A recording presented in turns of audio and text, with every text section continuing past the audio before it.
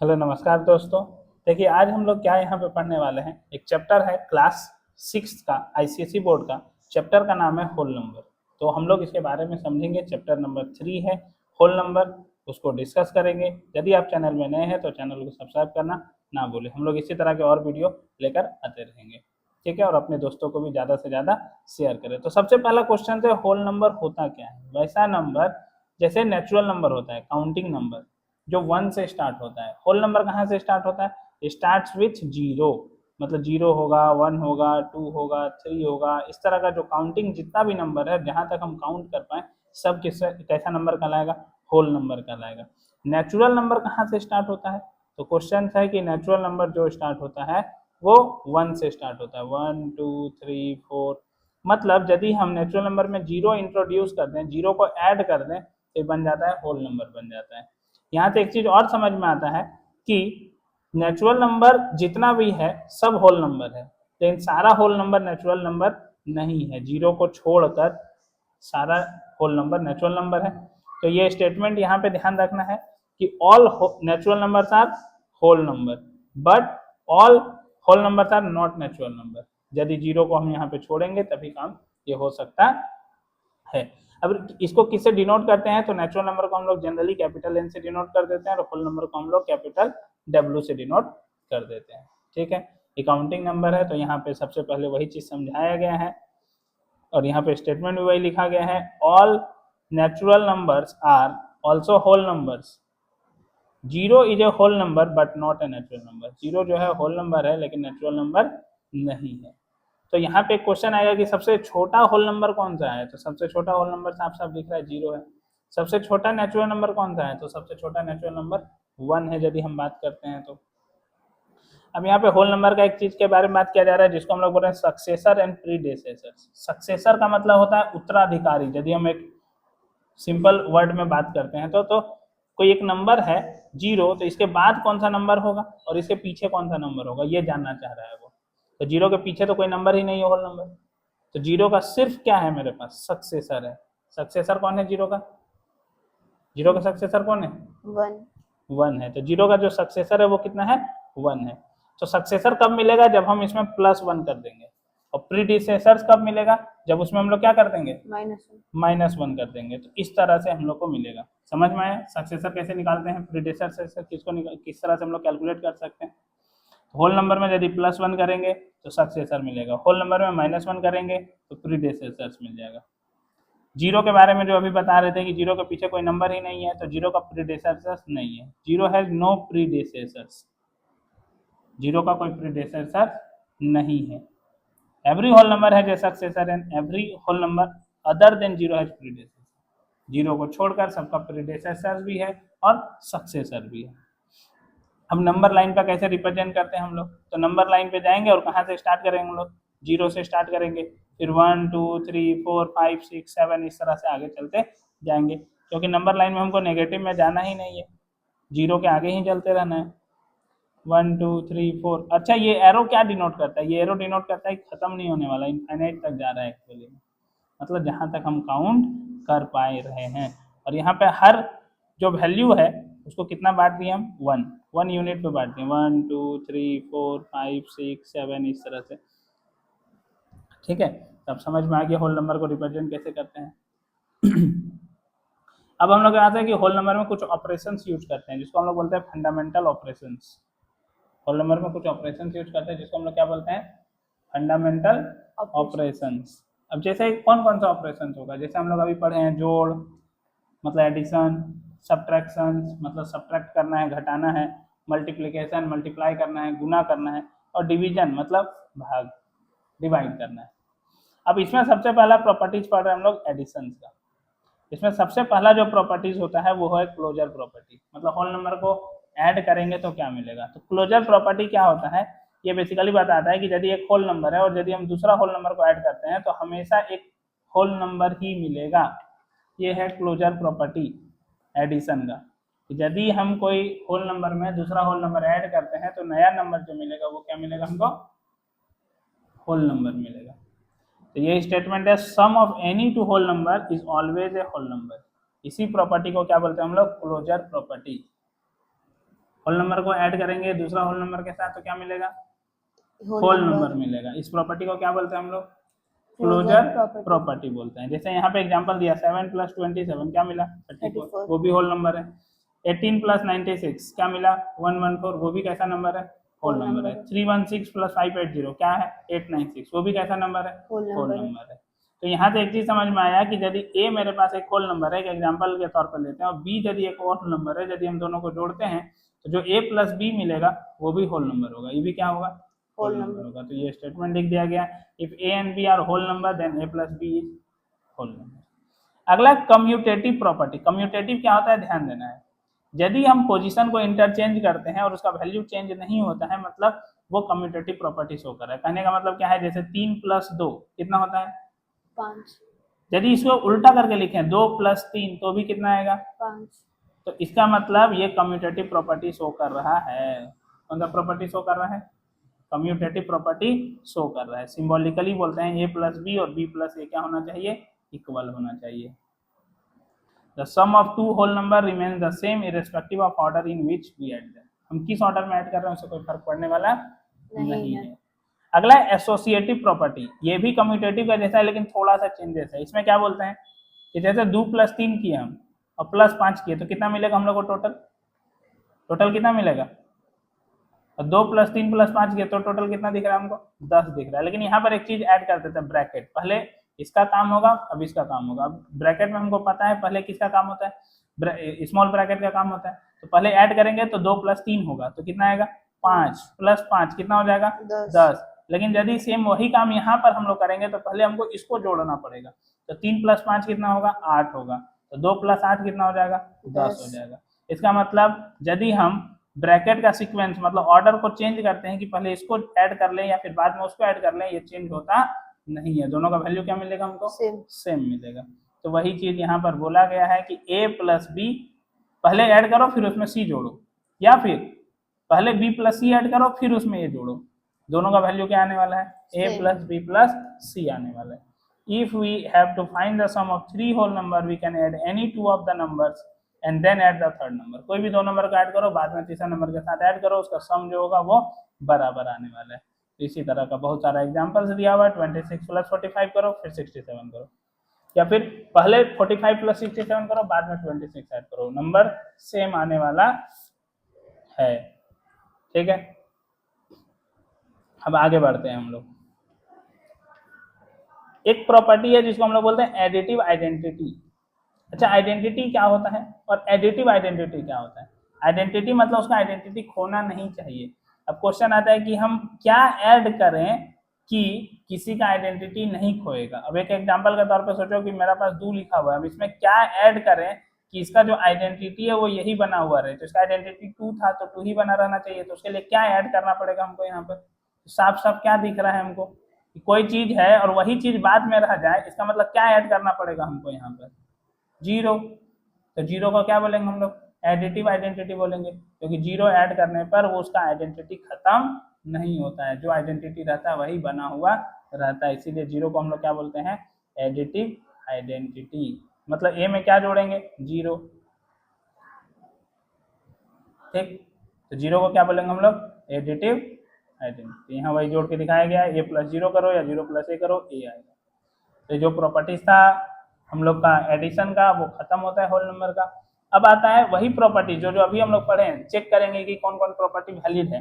तो वो सब्ट्रैक्शंस के लिए बात कर रहे हैं हम लोग। किसके लिए बात कर रहे हैं, सब्ट्रैक्शंस के लिए बात कर रहे हैं। तो यहाँ पे एक बहुत इंपॉर्टेंट बात ध्यान देने वाला बात है कि एक चीज बताओ, सब्ट्रैक्शन में जैसे 2 - 3 करेंगे तो ये बड़ा नंबर है या छोटा नंबर है, तो 2 जो है वो छोटा नंबर है और 3 जो है वो क्या है, बड़ा नंबर। और बड़ा नंबर माइनस साइन हो रहा है, इसका मतलब यहाँ तो जो वैल्यू मिलेगा वो नेगेटिव में मिलेगा। यही यदि उल्टा सब्ट्रैक्ट करेंगे तो 3 - 2 करेंगे तो कितना मिलेगा, 1 मिलेगा। तो यहाँ क्या हम समझाना चाह रहे हैं, ये समझो कि यदि छोटा नंबर में से बड़ा नंबर को सब्ट्रैक्ट करते हैं तो नेगेटिव में वैल्यू मिलेगा, और होल नंबर नेगेटिव नहीं होता है। मतलब यदि छोटा से बड़ा को सब्ट्रैक्ट करेंगे तो होल नंबर नहीं मिलेगा। मतलब क्लोजर प्रॉपर्टी तभी वैलिड होगा जब हम कोई लार्जर नंबर में से स्मॉलर नंबर को सब्ट्रैक्ट करेंगे तो ही हमको मिलने वाला है क्या, होल नंबर। मतलब लार्जर नंबर यदि होल है तो स्मॉलर नंबर भी होल नंबर है, तो इसमें से इसको जब सब्ट्रैक्ट करेंगे तो ही आएगा होल नंबर, नहीं तो नहीं आएगा। समझ में आया? छोटा से बड़ा में सब्ट्रैक्ट करने से क्या नुकसान है, नेगेटिव में आ जाएगा वैल्यू। अब नेगेटिव तो होल नंबर होता नहीं, होल नंबर पढ़े ही पढ़ेंगे कहाँ से स्टार्ट होता है, 0 से स्टार्ट होता है। तो वही चीज यहाँ पे बोल रहा है कि जैसे 12 माइनस 7 किया तो 5 आया, होल नंबर है। 84 माइनस 84 किया 0 आया, होल नंबर है। तो अब नीचे वाला इस एग्जाम्पल को देखो, होल नंबर में डिफाइन ही नहीं होगा, क्योंकि होल नंबर स्टार्ट ही कहाँ से होता है, 0 से होता है। तो वही चीज यहाँ पे बोला गया कि if N B to whole number either A greater than B और ए बराबर B then A minus B is a whole number. लेकिन यदि उल्टा कर दिया जाए, स्मॉलर कर दिया जाए पहले और उसमें से लार्जर को सब्ट्रैक्ट किया जाए, तो ये डिफाइन ही नहीं हो पाएगा, क्योंकि नेगेटिव वैल्यू मिलने लगेगा, और नेगेटिव होता ही नहीं होल नंबर 0 से स्टार्ट होता है। समझ में आया? अच्छा, एक चीज यहाँ से ये भी समझ में आया कि 3 माइनस 2 यदि 1 हो रहा है और 2 माइनस 3 माइनस 1 हो रहा है, इसका मतलब ये दोनों जैसे वहां पर a प्लस बी और b प्लस ए सेम होता था, इसका मतलब यहाँ पे सेम होने वाला नहीं है। मतलब यहाँ पे कम्यूटेटिव प्रॉपर्टी नहीं काम करेगा, एसोसिएटिव प्रॉपर्टी नहीं काम करेगा, पहले किसी को भी घटा लें गलत हो जाएगा। तो अगला पॉइंट वही लिखा हुआ है, if A and be any two whole number then a minus b is not equal to b minus a. Commutative property does not hold for subtractions. Same इसी तरह एसोसिएटिव प्रॉपर्टी भी होल्ड नहीं करेगा। समझ में आया? सब्ट्रैक्शन के लिए कौन कौन सा प्रॉपर्टी होल्ड नहीं करेगा? पहला कम्यूटेटिव, दूसरा एसोसिएटिव। पहले किसी को भी सब्ट्रैक्ट कर लें, बाद में किसी को भी सब्ट्रैक्ट कर लें, उससे दिक्कत हो जाएगा हम लोग को। समझ में आ गया? अब आगे हम लोग बढ़ते हैं मल्टीप्लीकेशंस की ओर। कहाँ बढ़ते हैं? मल्टीप्लीकेशंस। यहाँ पे देखो प्रॉपर्टीज ऑफ मल्टीप्लीकेशंस। अब देखो यहाँ पर सिंपल सी बात ये है कि यदि हम कोई भी दो नंबर को मल्टीप्लाई करें, पहला होल होना चाहिए, दूसरा नंबर भी क्या होना चाहिए, होल नंबर होना चाहिए। जब मल्टीप्लाई करेंगे तो होल नंबर ही मिलेगा हम लोगों को, तो क्लोजर प्रॉपर्टी वैलिड हो गया। वही लिखा हुआ if A and B are whole number, A into B is also a whole number. क्या इसमें कम्यूटेटिव प्रॉपर्टी वैलिड है? हाँ वैलिड होगा, क्योंकि a इंटू बी करो या फिर b इंटू ए करो, दोनों क्या आएगा, सेम आएगा। जैसे कि 2 इंटू 3 करो या फिर 3 इंटू 2 करो, कितना आने वाला है, 6 ही आने वाला है। एसोसिएटिव प्रॉपर्टी भी वैलिड करेगा यहाँ पर।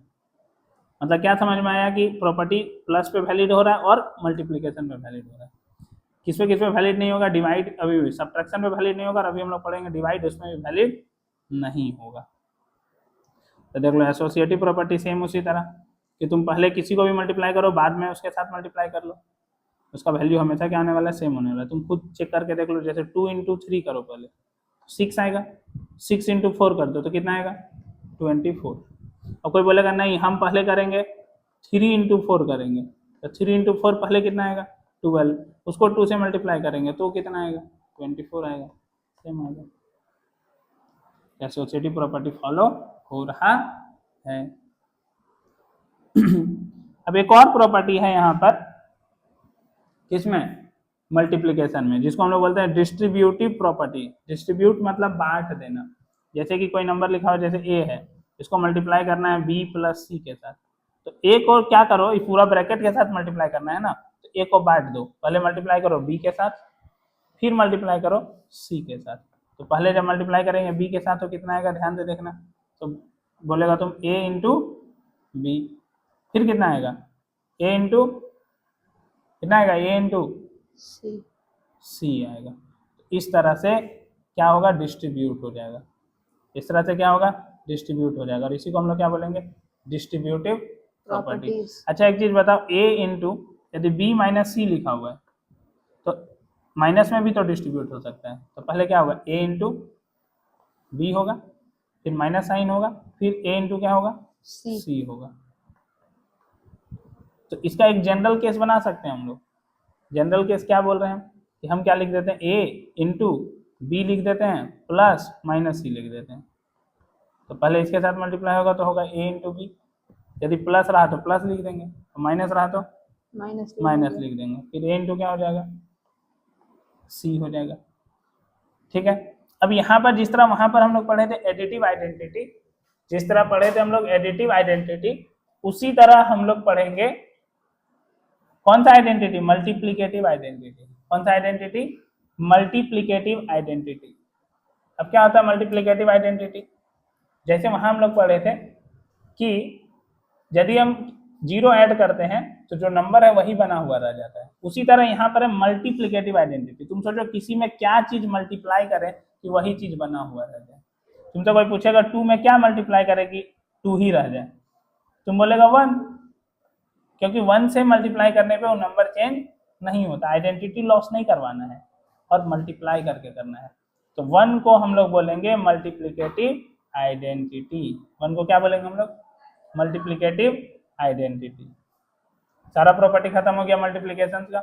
अब हम लोग के पास जो प्रॉपर्टी है वो है डिवीजन का। किसका है, डिवीजन का प्रॉपर्टी है। ध्यान देना, अभी तुमको समझाए थे कि डिवीजन में ये वैलिड नहीं हो पाएगा, ये वैलिड नहीं हो पाएगा यदि हम बात करते हैं तो, क्योंकि जैसे 2 डिवाइडेड बाई 3 करो या 3 डिवाइडेड बाई 2 करो, सेम नहीं आने वाला है, चेंज होने वाला है। इस तरह से यहाँ पर ये प्रॉपर्टी देखने को मिलेगा। अच्छा, डिवीजन में एक चीज इंपॉर्टेंट चीज जो ध्यान में रखना है, ये हम लोग जो पढ़ते हैं, डिविडेंड बराबर होता है divisor into quotient plus remainder. अब क्वेश्चन आता है डिविडेंड किसको बोलते हैं, डिवाइजर किसको बोलते हैं, तो यहाँ पे थोड़ा सा ध्यान देना।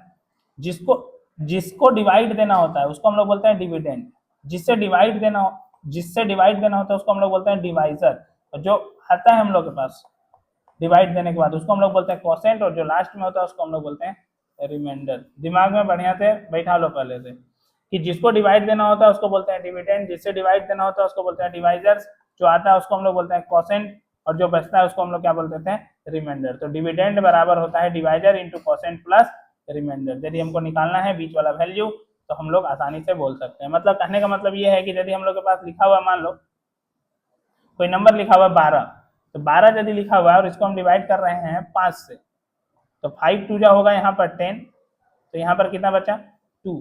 मतलब ये है तुम्हारा डिवाइजर कितना 5, ये है तुम्हारा कोसेंट कितना 2, ये है तुम्हारा डिविडेंड कितना 12, और ये है तुम्हारा रिमाइंडर। तो यहाँ से हम लोग क्या कर सकते हैं, आसानी से हम लोग लिख सकते हैं कि डिविडेंड बराबर क्या होता है। जैसे पहले फॉर्मूला बाद में लिखेंगे, पहले हम लोग समझते हैं कि 12 को क्या लिख सकते हैं। तो क्वेश्चन आता है कि 12 बराबर हम लिख सकते हैं ये दोनों का मल्टीप्लीकेशन 5 इंटू 2 प्लस कितना लिख सकते हैं 2 लिख सकते हैं। तो इस 12 के जगह पर हम लिख सकते हैं 5 इंटू 2 प्लस 2। अब 12 क्या है, तो 12 क्या है, तो सब बोलेगा डिविडेंड है। 12 क्या है, डिविडेंड है। 5 को क्या बोलेंगे, डिवाइजर बोलेंगे। इनटू 2 को क्या बोलेंगे, यहाँ पे जो 2 है उसको क्या बोलेंगे, कोसेंट। और ये जो 2 बचा हुआ उसको क्या बोलेंगे, रिमाइंडर। तो यहाँ से फॉर्मूला आ गया, डिविडेंड बराबर divisor into quotient plus remainder. समझ में आया। अब इसी को एक जनरल टर्म में लिख दिया, डिवाइजर को, डिविडेंड को बोल दिया ए, ठीक है, क्यू, कोसेंट को बोल दिया क्यू, डिवाइजर को बोल दिया बी, और रिमाइंडर को बोल दिया हम लोग आर। मतलब हम लोग जो डिवाइड दे रहे हैं वो किससे डिवाइड दे रहे हैं, बी को डिवाइड दे रहे हैं ए में। बी को किससे डिवाइड दे रहे हैं, बी को डिवाइड दे रहे हैं किसमें, ए में। तो यहाँ पे बच रहा है हम लोग का कोसेंट, और यहाँ पे हम लोग के पास बच रहा है रिमाइंडर। इसी रिलेशन को हम लोग बोलते हैं डिवीजन एल्गोरिथम, या फिर बोलते हैं रूल ऑफ डिवीजन। अच्छा, यहाँ पे ध्यान दो, आर बराबर 0 लिखा हुआ है और लिखा हुआ आर लेस देन बी होगा। अच्छा, ऐसा क्यों लिखा हुआ है, तुम सोचो रिमाइंडर कम ही होगा ना जिससे डिवाइड दे रहे हैं, यदि ज्यादा होगा तो डिवाइड तो जा रहा होगा। जैसे यहाँ पे अभी 2 बचा, तो हम डिवाइड को क्यों रोक दिया, क्योंकि यहाँ पे नंबर 5 था, तो हमेशा छोटा होगा। मान लो सोचो 5 या 5 से ज्यादा रहता रिमाइंडर, हम तो डिवाइड देते ना। तो यही चीज यहाँ पे बोल रहा है कि रिमाइंडर जो होगा वो किससे छोटा होगा, डिवाइजर से।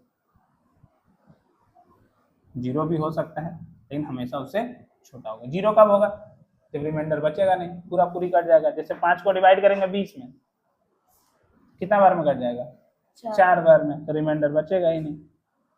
तो ये हो गया, प्रॉपर्टीज के बारे में बात कर रहे थे हम लोग, इस तरह से हम लोग यहाँ पे समझ लिए। अब है प्रॉपर्टीज ऑफ डिवीजन। तो if a and b be any two non-zero whole number then a divided by b is not always a whole number। बात सही है। जैसे तुम सोचो 2 एक होल नंबर है, 3 एक होल नंबर है, डिवाइड देंगे तो आएगा 2/3। कहाँ होल नंबर है? तो हमेशा ट्रू नहीं है। मतलब कौन सा प्रॉपर्टी फेल हो गया? क्लोजर प्रॉपर्टी खत्म। कम्यूटेटिव और एसोसिएटिव तो इसमें वैलिड है नहीं है, क्योंकि a डिवाइडेड बाई b और b डिवाइडेड बाई a दोनों सेम होता नहीं है। इसका मतलब होता है b से डिवाइड देना a में, और इसका मतलब होता है a से डिवाइड देना b में, सेम कैसे होगा? तो if a and b be any two non-zero whole number then a divided by b is not always a whole number। अच्छा, यहाँ पर एक चीज बहुत इंपॉर्टेंट जो याद ध्यान में रखना है कि यदि हम a डिवाइडेड बाई 0 लिखते हैं, मतलब इसका मतलब होता है 0 नीचे में है, और नीचे यदि 0 नीचे में है तो इसको बोलते हैं नॉट डिफाइन। ये डिफाइन नहीं है, क्योंकि हम 0 से डिवाइड नहीं दे सकते में। 0 का टेबल कितना बार पढ़ेंगे कि ये आएगा? नहीं आने वाला है। लेकिन इसका उल्टा यदि हुआ, 0 ऊपर रहा, 0 डिवाइडेड बाई a रहा, तो हम लोग बोलेंगे 0 बाई a है और इसका आंसर कितना होगा? 0 होगा। इसका मतलब हुआ a से डिवाइड देना है 0 में, तो 0 बार पढ़ो 0 आ जाएगा। तो ये चीज दिमाग में बैठा लेना है, ठीक है। यदि 0 ऊपर हुआ तो आंसर 0 होगा, 0 नीचे यदि डिवाइड हुआ तो नॉट डिफाइन होगा। अब हम लोग के पास बचा हुआ एग्जाम्पल, उसके बाद फिर एक्सरसाइज आ जाएगा। हम लोग के पास थ्योरी खत्म हो चुका हम लोग के पास, तो इसको ट्राई कर लेना है। सॉल्व एग्जाम्पल दिया हुआ है डिस्ट्रीब्यूटिव लॉ का यूज करते हुए। किसका यूज करते हुए? Distributive law. थोड़ा सा हम समझा देते हैं कैसे। 4 1 2 3 इंटू 9 लिखा हुआ है, तो एक तो डायरेक्टली मल्टीप्लाई कर सकते हैं, लेकिन यहाँ पे दिमाग में आया कि डिस्ट्रीब्यूटिव बोला है तो किसी को तोड़ना पड़ेगा। तो साफ साफ दिख रहा है यहाँ 9 दिख रहा है हमको, तो 9 को क्या लिख सकते हैं? 10 माइनस 1। अब 4 1 2 3 है, अब इससे मल्टीप्लाई करेंगे तो पहले 4 1 2 3 इससे मल्टीप्लाई होगा। किससे मल्टीप्लाई होगा? 10 से। फिर माइनस साइन लेके इससे मल्टीप्लाई होगा। सेम इसी तरह अगला में देखो 99 लिखा हुआ, मतलब तुमको खुद हिंट दे रहा है कि तुम 100 माइनस 1 करो। अगला वाला 999 लिखा हुआ है, तो क्या लिखेंगे? कैसे तोड़ेंगे हम लोग? 786 इंटू 999 लिखा हुआ है, तो 999 को कैसे तोड़ेंगे हम लोग? Into 1000 minus 1। हाँ, तो 999 की जगह पर क्या लिख देंगे? 1000 माइनस 1 लिख देंगे, सॉल्व कर देंगे। 786 इंटू 1000 होगा, फिर माइनस होगा 786 इंटू 1। अगला सेम उसी तरह डिस्ट्रीब्यूटिव प्रॉपर्टी लगाने बोला है। कौन सा प्रॉपर्टी लगाने बोला है? डिस्ट्रीब्यूटिव। अच्छा, यहाँ पे तुम गौर करो, 847 दोनों में है, तो जो चीज दोनों में है उसको बाहर खींच के लाओ। जो चीज दोनों में है उसको क्या करना है? बाहर खींच के लाना है। बाहर खींच के लाने पे क्या होगा? बीच में प्लस का साइन दिख रहा है, और बचेगा क्या? 67 प्लस 33। तो देखो यहाँ बचेगा 67 प्लस 33। अब हम यहाँ पे क्या किया? डिस्ट्रीब्यूटिव प्रॉपर्टी उल्टा लगा दिया। हम लोग पहले क्या करते थे? यहाँ तक पहुँचते थे, अभी उल्टा हो गया। 847 कॉमन ले लिए हैं, तो हम लोग के पास बचा है इंटू के साथ 67 प्लस 33। भले ये चीज दिया हुआ रहता था तो हम लोग इसको इस तरह से तोड़ देते, अब वो दिया हुआ है इसको तोड़ लिया। अब इससे क्या बेनिफिट होगा? 847 इंटू कितना लिख सकते हैं इसको? 67 प्लस 33 कितना होता है? 100 हो सकता है। सेम इसी तरह इस तरह का क्वेश्चन आगे भी दिया हुआ है। 2301 देखो यहाँ पर भी है, 2301 यहाँ पर भी है, 2301 यहाँ पर भी है। तो क्या करो? 2301 सब में से एक ही बार कॉमन ले लो, और बीच में किसका साइन दिख रहा है? प्लस का। तो जो जो बच रहा है उसके साथ प्लस लिख दो। 745 167 88, 745 167 88 मल्टीप्लाई हो जाएगा, सॉल्व हो जाएगा। अगला क्वेश्चन भी उसी तरह से है। यदि बात करते हैं तो देखो 7813 7813 दोनों में है, दिख रहा है? इन्हें की गुना करने बैठ गए एकदम, 783 इंटू 147 कर रहे हैं, थोड़ा सा बचना है सबसे। फिर डिवाइड करना है, फिर वेरीफाई करना है। डिविडेंड बराबर डिविडेंड इंटू डिविडेंड बराबर divider into quotient plus remainder, उसको वेरीफाई कर लेना है डिवाइड करने के बाद। यहाँ पे 54 क्या होगा? जिसे डिवाइड देते हैं उसको क्या बोलते हैं? डिवाइजर। और जो डिवाइड देने के बाद आता है उसको क्या बोलते हैं इधर? कोशेंट। और जो यहाँ पे 45 बचा उसको क्या बोलेंगे? रिमाइंडर। और 2907 को क्या बोलने वाले हैं? डिविडेंड। डिविडेंड। बस उसी तरह क्वेश्चन है यहाँ पर। Find the number which one divided by 35, quotient हो गया 20, रिमाइंडर हो गया 18। फॉर्मूला लगा देना है, डिविडेंड बराबर divider into quotient plus remainder, सबका वैल्यू दिया हुआ, पुट कर दो, आंसर आ जाएगा। समझ में आ गया? सेम उसी तरह find the largest 5 digit number which is exactly divisible by 47। तो इस तरह क्वेश्चन में क्या करते हैं, सबसे पहले लार्जेस्ट 5 डिजिट नंबर खोजो। तो लार्जेस्ट 5 डिजिट नंबर क्या होगा, जो सबसे बड़ा है, सबसे बड़ा कौन है 9, फिर 9, फिर 9, फिर 9, फिर 9, मतलब 5 को 9 होगा। इसको डिवाइड करके देखो 47 से, तो मान लो कुछ रिमाइंडर बच गया, तो यदि रिमाइंडर बच रहा है मतलब यदि 30 कम होता तो पूरी तरह से क्या होता 47 से डिवाइड होता। तो जो आंसर मतलब जो हम सोच रहे थे 5 को 9, उसमें से क्या करना है 30 को सब्ट्रैक्ट कर देना। इसका उल्टा होगा, यदि हम यहाँ पे बात करते हैं तो कि स्मॉलेस्ट 6 डिजिट नंबर जो 175 से डिवाइड है, तो 175 से स्मॉलेस्ट 6 डिजिट नंबर क्या होता है, तो डिजिट बनाना है तो सबसे पहले 1 लिखना पड़ेगा, 6 डिजिट है तो 5 0 6 डिजिट हो गया। अब इसको डिवाइड करेंगे 175 से। अब तुम सोचो 175 से डिवाइड किए, 175 से क्या किए डिवाइड किए, तो यहाँ पे रिमाइंडर क्या बचा 75,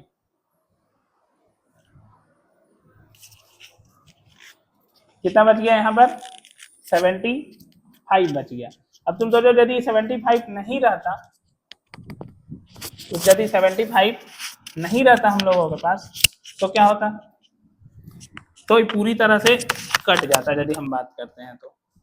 लेकिन तुम यहाँ पे सोचो तो इन नंबर जो है 6 डिजिट का ये 5 डिजिट का बन जाता है यदि हम घटा देंगे तो तुम सोचो 75 में और कितना चाहिए कि 175 बन जाए, तो साफ साफ दिख रहा है 100 और ऐड करेंगे तो 175 होगा, जिससे ही कट जाएगा, तो बाद में इसमें ऐड करना पड़ेगा। ये चैप्टर खत्म हो गया यहाँ पर, मतलब ये एक्सरसाइज अब 3rd A है, इसमें से इसको बना लेना है होमवर्क के तौर पर, और उसके बाद जो डाउट हो वो पूछ लेना है। ठीक है, आपको ये वीडियो कैसा लगा आप हमें कमेंट के माध्यम से बता सकते हैं, और यदि चैनल में नए हैं तो चैनल को सब्सक्राइब करना ना भूलें। हम लोग फिर मिलेंगे इसी तरह के और वीडियो के साथ, तब तक के लिए धन्यवाद।